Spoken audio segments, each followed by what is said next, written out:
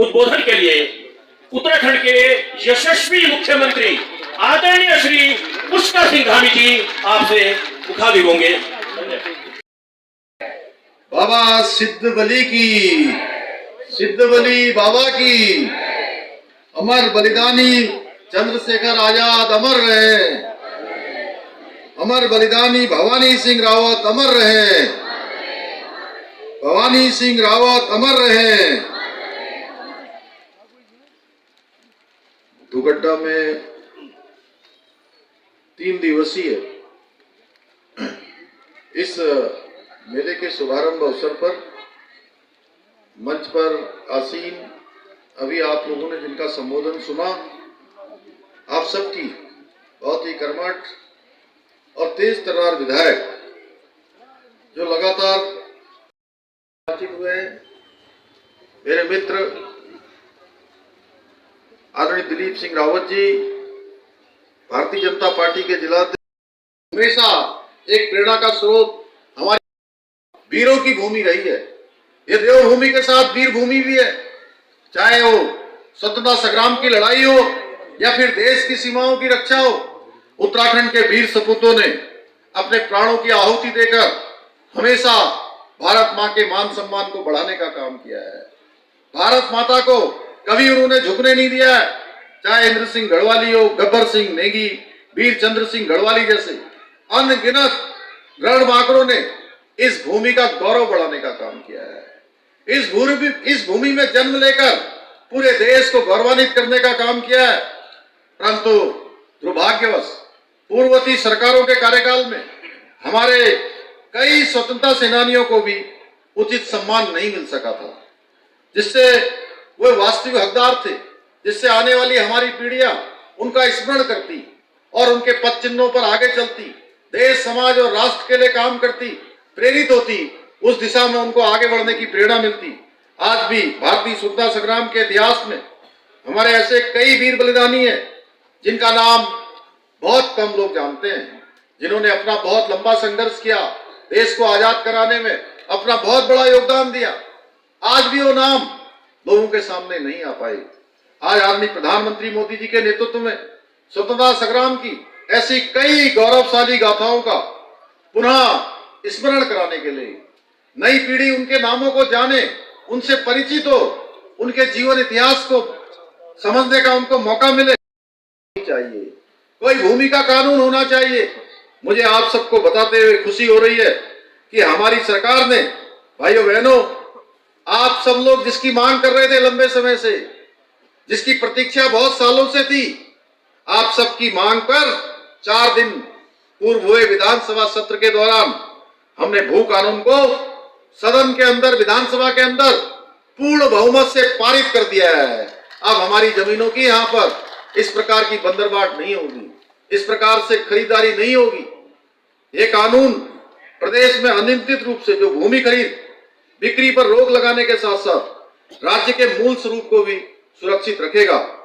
कुछ लोग इस बारे में भी, जब भी हम कोई कानून बनाते हैं तो अपने समय में तो कोई काम इन्होंने किया नहीं, अपने समय में इन्होंने काम किया होता तो आज इनको ये सब कहने की आवश्यकता नहीं पड़ती। देवभूमि की संस्कृति, सम्मान और प्राकृतिक संसाधनों की रक्षा करेगा, साथ ही बाहरी व्यक्तियों द्वारा पहाड़ों में भूमि खरीद पर प्रभावी रोक भी लगाएगा। हमारे यहाँ की जमीनों की जो अनियंत्रित रूप से बंदरबाट हो रही थी, उसको पूरी तरह से नियंत्रण में लाने का काम करेगा। भाइयों बहनों, हमारी सरकार उत्तराखंड को आत्मनिर्भर बनाने के लिए, उत्तराखंड को हिंदुस्तान का श्रेष्ठ राज्य बनाने के लिए, अग्रणी राज्यों की श्रेणी में स्थापित करने के लिए हम संकल्प लेकर काम कर रहे हैं, निरंतर आगे बढ़ रहे हैं।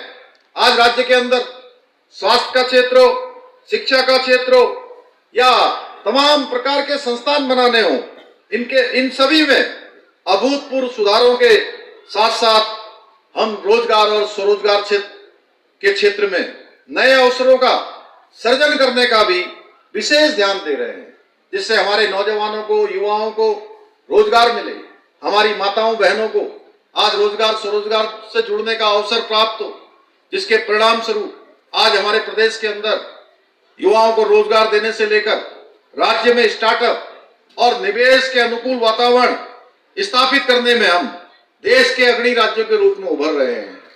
उस आग लगती थी तो तुरंत हम उसको बुझाने का प्रयास करते थे।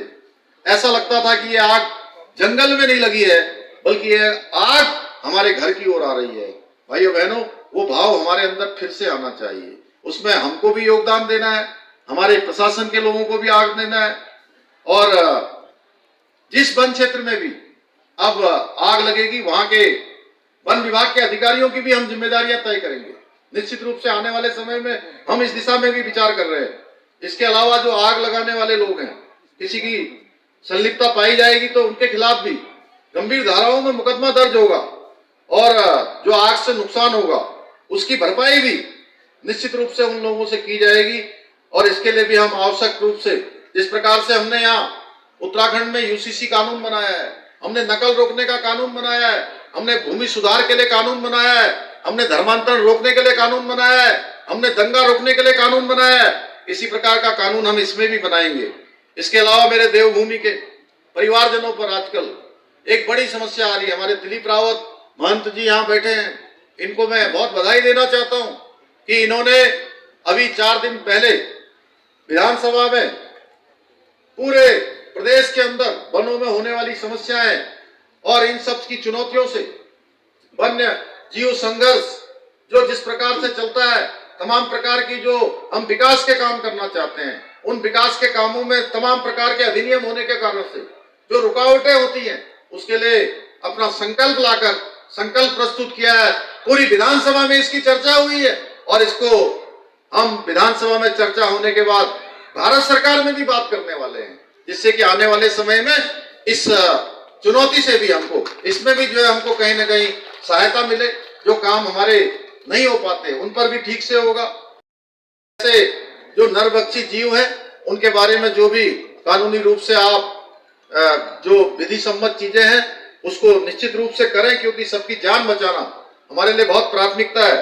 और इसमें भी जल्दी हम कानून बनाकर निश्चित रूप से अपने परिवार के लोगों को, अपने उत्तराखंड वासियों को, अपने सीमांत क्षेत्र में रहने वाले, जंगलों के आसपास रहने वाले लोगों को राहत देने का काम करेंगे। आप सबको इसमें भी कोई चिंता करने की जरूरत नहीं है, लेकिन फिर भी हम सबको सावधान भी रहना है। हम इस दिशा में भी काम करेंगे।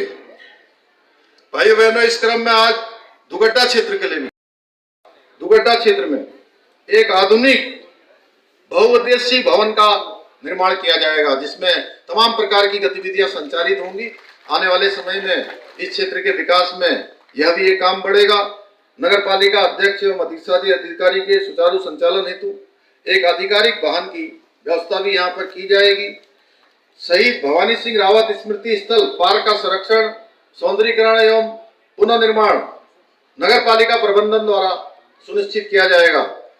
नगर पालिका परिषद दुगड्डा क्षेत्र में निराश्रित व्यक्तियों के लिए एक स्थायी रैन बसेरे का निर्माण भी यहाँ पर किया जाएगा। दुगड्डा ब्लॉक में खेल और युवाओं के विकास को प्रोत्साहित करने हेतु एक मिनी स्टेडियम की स्थापना की जाएगी। फतेहपुर में सिलगाड़ नदी पर एक नए पुल का निर्माण कराया जाएगा। दुगड्डा ब्लॉक के मटियाली क्षेत्र में स्थित सिद्ध बाबा मंदिर का सौंदर्यीकरण एवं विकास का कार्य कराया जाएगा।